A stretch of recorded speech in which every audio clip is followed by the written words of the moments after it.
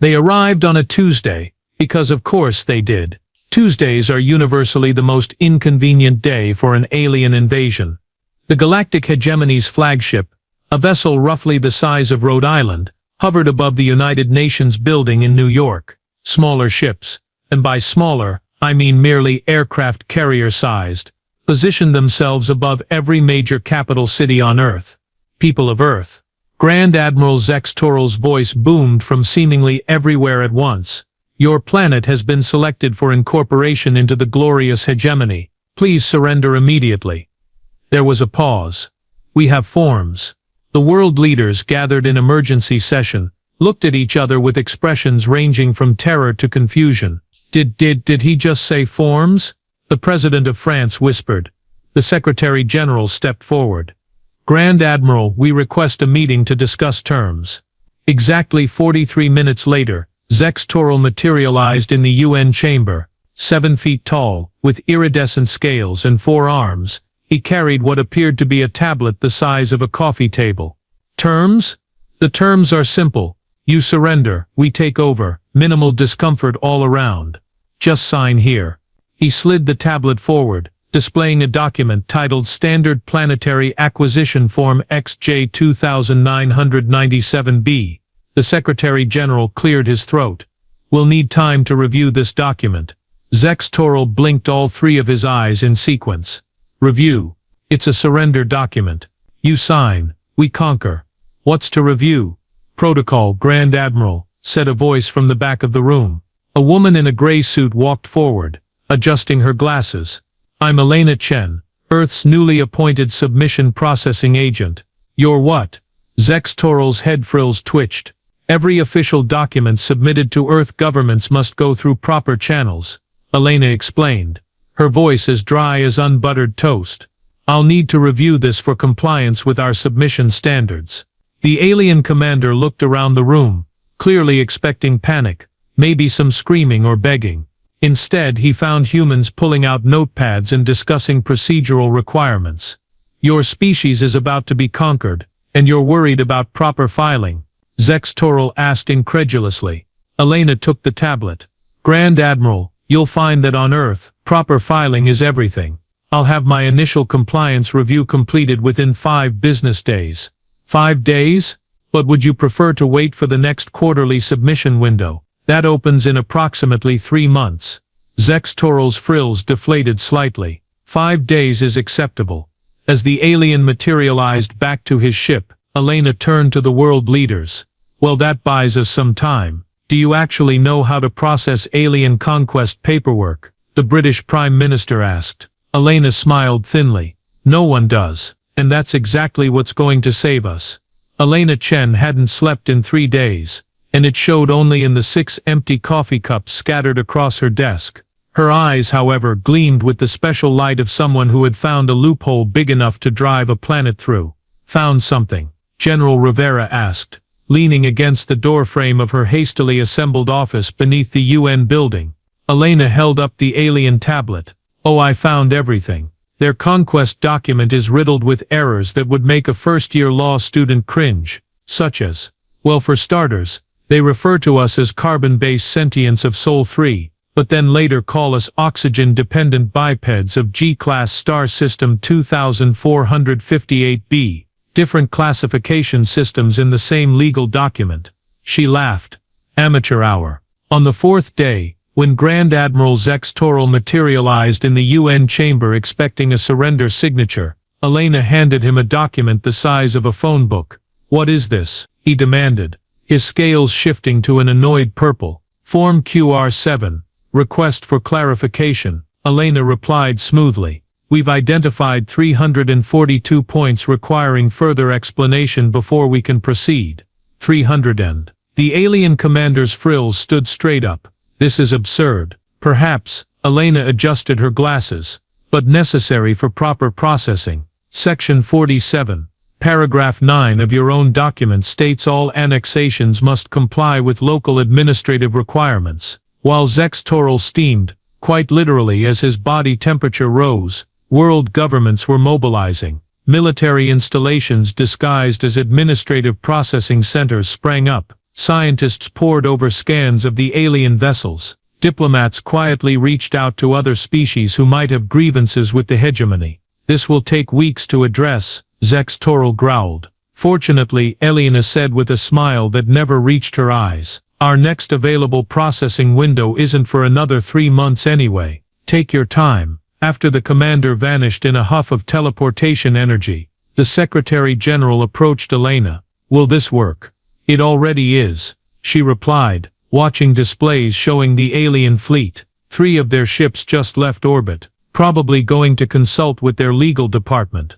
And when they come back with answers, Elena's smile turned predatory. Then we introduce them to the wonderful world of bureaucratic compliance requirements. The Secretary General shuddered.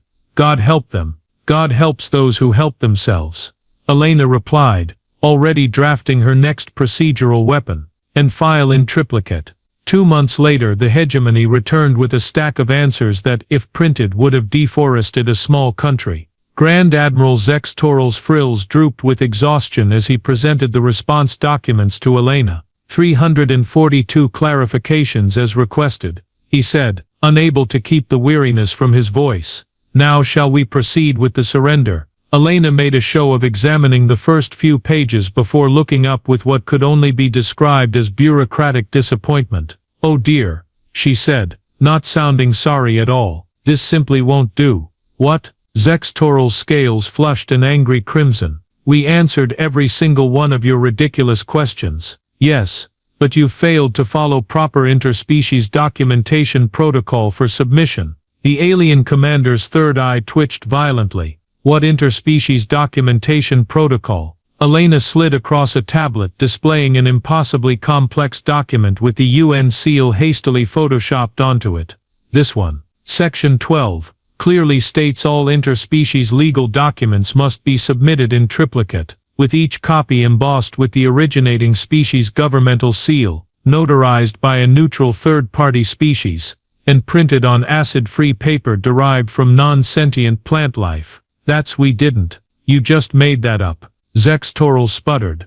Elena blinked innocently. Did we? I'm afraid Earth takes proper filing very seriously, Admiral. Failure to comply with EISDP would invalidate any agreement we might reach. The alien commander looked like he might explode. Instead, he took a deep breath that sounded like a kettle boiling.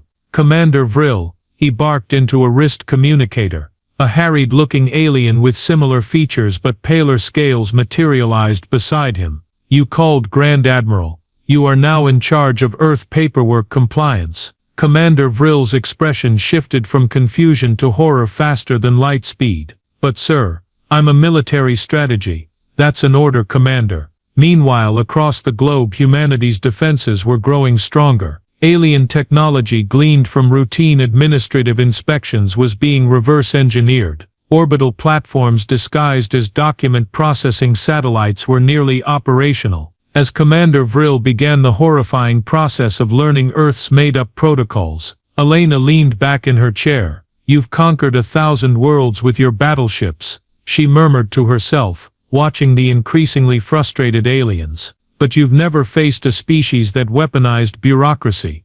The Secretary General, overhearing, suppressed a laugh. If paperwork were firepower, humanity would rule the galaxy. Who says we won't? Elena replied, drafting 17 new compliance forms, one form at a time. We need to stall longer, Elena announced at the emergency UN session. Their patience is wearing thin. The German Chancellor raised an eyebrow. Thinner than the Admiral's frills when you told him all documents needed to be translated into Welsh. Much thinner, Elena confirmed. So we're establishing committees. 3 days later, Commander Vril found himself staring at a scheduling nightmare. 17 different committees had been formed, each with impressively meaningless names like Subcommittee on Pre-Acquisition Taxonomic Verification and Joint Commission on Interstellar Documentation Standards. You expect us to attend all these meetings? Vril asked, his scales pale with dread. Of course, Elena replied sweetly.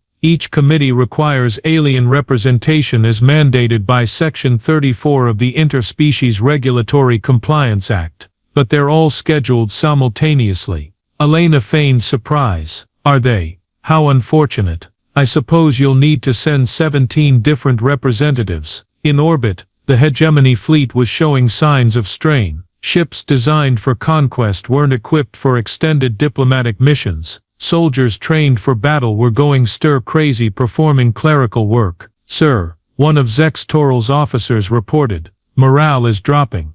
The troops are asking when we'll actually conquer something. Soon, the Grand Admiral promised, though his voice lacked conviction. His gaze wandered to the stack of committee invitations on his desk and his third eye developed another twitch. Meanwhile, Earth's preparations continued behind the bureaucratic smokescreen. Military satellites disguised as orbital filing cabinets moved into position. Scientists worked around the clock incorporating alien technology into Earth's defenses. In a secured bunker, General Rivera reviewed the latest progress report. How much longer do you need? He asked Elena during a rare break between committee meetings. She checked her watch. 2 more weeks should do it. And can your paperwork hold them off that long? Elena smiled the smile that had launched 1,000 forms. General, I haven't even introduced them to our tax code yet. 3 weeks of committee meetings had pushed Commander Vril to the edge of sanity. His once pristine uniform hung wrinkled from his frame, and his scales had taken on a sickly gray hue that hegemony medical officers assured him was just bureaucracy poisoning.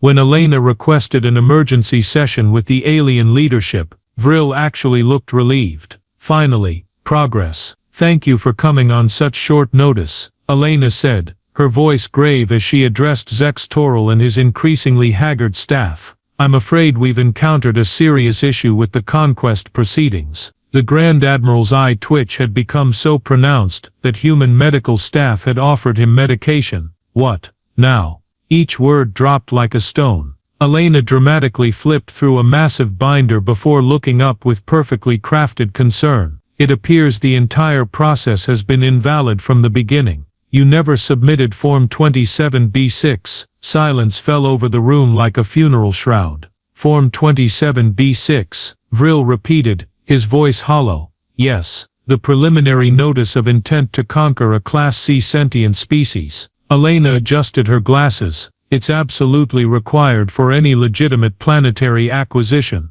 Zextoral turned to his administrative officer. Do we have this form? The officer frantically searched through their database. I don't see any record of Form 27B6 in our conquest protocols, sir. That's because it doesn't exist, Vril whispered too quietly for anyone to hear, staring into the bureaucratic abyss. Elena cleared her throat. Perhaps your records are incomplete. I suggest you contact your central government for clarification. That afternoon, the hegemony sent 3 ships back to their homeworld, desperately searching for the mythical form. They returned 2 weeks later, empty-handed and broken-spirited. Our archivists have no record of this form, Zextoral admitted, his frills drooping in defeat. How unfortunate, Elena replied, somehow keeping a straight face. In that case, perhaps we can help you draft a suitable replacement document. The Grand Admiral's relief was palpable. Yes, that would be acceptable. Excellent. We'll need to establish a drafting committee, of course, and a review panel, and naturally a certification board to validate the final document. Vril made a sound like air escaping from a punctured tire. The process should take no more than 3 months if we expedite things. Zextoral's right eye began to twitch in harmony with his left. 3 months to draft one form. Actually, that's quite fast by Earth standards, Elena assured him. Our own environmental permit applications typically take years. As the alien delegation left the room, Elena caught General Rivera's questioning look. The defense grid will be fully operational in 2 months, she murmured. We just need to keep them distracted a little longer. And if they realize Form 27B6 doesn't exist, Elena smiled, then we'll introduce them to Form 27B7, which is twice as complicated and requires approval from a committee that only meets during lunar eclipses. As the hegemony delegates slogged through the 12th subcommittee meeting on Form 27B6 drafting procedures, Elena entered with a fresh stack of documents and a smile that made Commander Vril physically recoil. Good news, she announced. While reviewing your conquest application, we've identified a path forward that might expedite the process. Zextoral's frills perked up for the first time in weeks. You have. Absolutely. We just need proof of your planetary conquest insurance coverage. The room fell silent, except for the sound of Vril's forehead hitting the table. Our what? Zextoral asked. Your insurance policy, Elena repeated, sliding across a document thicker than a phone book. This outlines the minimum coverage requirements for any species seeking to conquer Earth. The Grand Admiral leafed through the first few pages, his third eye widening. Pre-existing planetary conditions, indigenous species displacement coverage, cultural heritage loss riders, all standard, Elena assured him. You wouldn't want to be liable for any unforeseen consequences of your conquest, would you? That would be fiscally irresponsible. 5 hours later, the hegemony's chief accountant materialized in orbit, summoned from across 3 star systems. The diminutive alien, whose species had evolved specifically to handle complex calculations, took one look at Earth's insurance requirements, and promptly requested a vacation. The premium calculations alone will take weeks, the accountant moaned. These actuarial tables are Byzantine. Actually, Elena said, making a correction on page 394, we've revised the tables. The risk factors need to account for Earth's unique position in the galactic arm. The following day, 10 more accounting ships arrived. Their crews spread across conference rooms worldwide, drowning in spreadsheets and muttering about deductibles. In a secure bunker beneath Geneva, the Secretary General received Elena's latest progress report. They're now debating whether humanity's tendency to keep dangerous pets qualifies as a pre-existing condition, she explained. I've suggested we need a rider specifically for cats. How much longer until our defenses are ready? He asked. Elena checked her tablet. 17 days. But I can stretch it to 30 if needed. How? She held up a slim folder labeled Riders for coverage of potential temporal paradoxes, resulting from near-light-speed military operations. I haven't shown them this yet. Their accountants will have nervous breakdowns trying to calculate the premiums for time dilation risks. 3 months into what was supposed to be a routine planetary conquest, the hegemony's once mighty fleet resembled nothing so much as a floating office complex. Ships designed for interstellar warfare now housed endless rows of desks where alien warriors turned reluctant clerks processed paperwork instead of planets. Elena entered the main conference room where Zextoral was arguing with his insurance adjusters about the definition of acts of gods when Earth had so many different deities. I have wonderful news, she announced. The aliens fell silent, their expressions a mixture of hope and dread. We've finally processed your insurance application, Elena continued, triggering a wave of relief among the aliens. So we can proceed with the conquest? Zextoral asked, frills quivering with anticipation.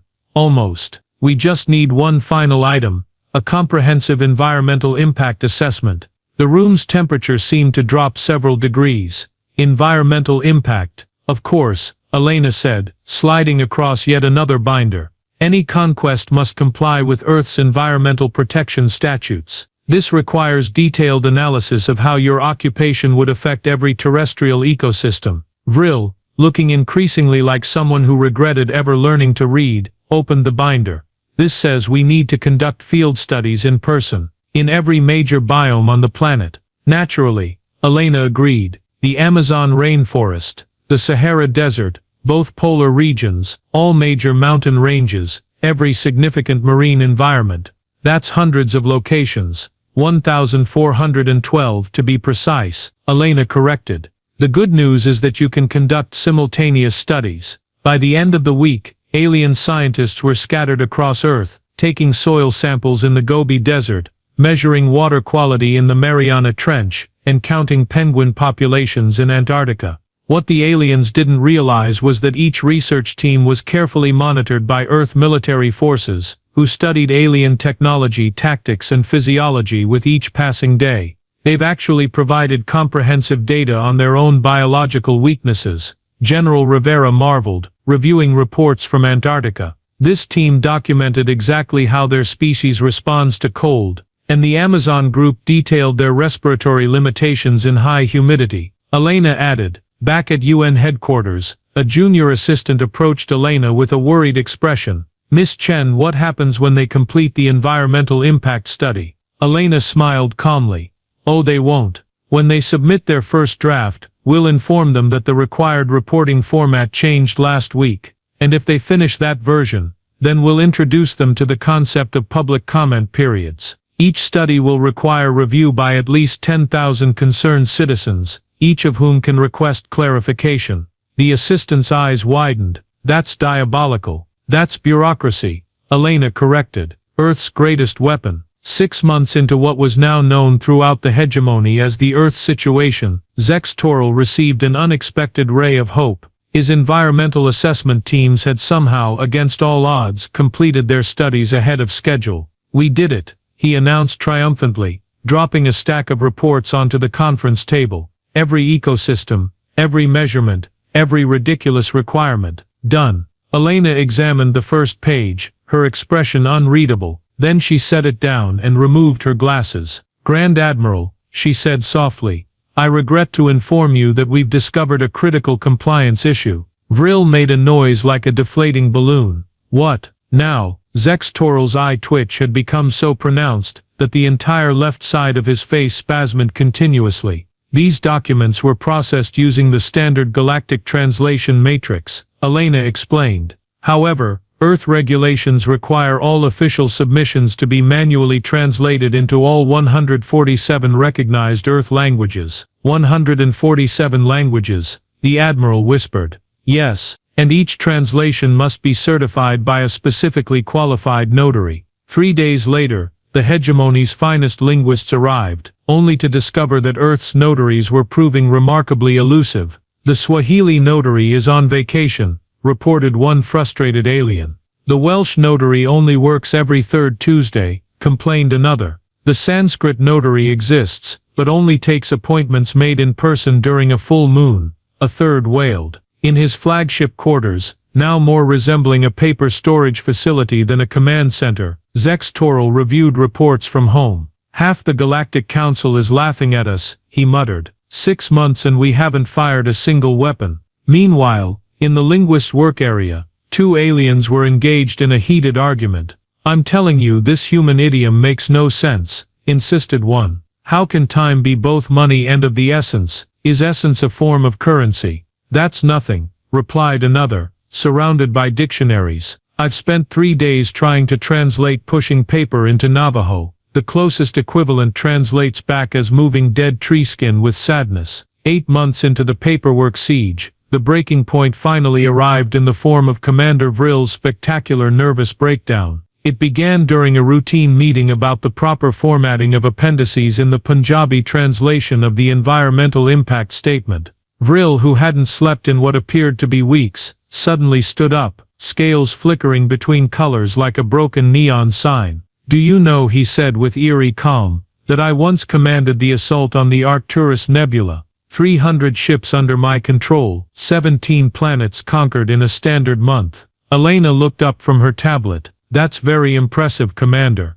And now, Vril continued, his voice rising, I dream in triplicate. I see form fields when I close my eyes. Last night I found myself alphabetizing my food. With a primal scream that would haunt the nightmares of everyone present, Vril grabbed the nearest stack of papers and began eating them, page by page, before being escorted out by concerned subordinates. In orbit, the hegemony fleet had dwindled to less than half its original size. Most ships had returned home due to what official reports called administrative reassignment, but what everyone knew was really running away from paperwork. The remaining vessels were critically undermanned as crew members were reassigned to handle the ever-growing document processing requirements. Meanwhile, Earth had been busy. Orbital defense grid at 98% capacity, General Rivera reported during the Emergency Council meeting. Reverse-engineered shield technology implemented at all major cities. 1st Battalion of ships using modified hegemony propulsion systems, ready for deployment.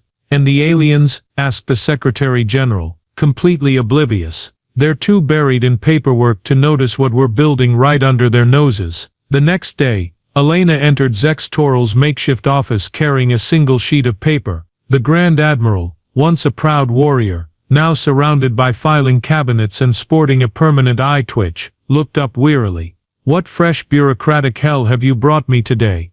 Actually, Elena said, laying the paper on his desk.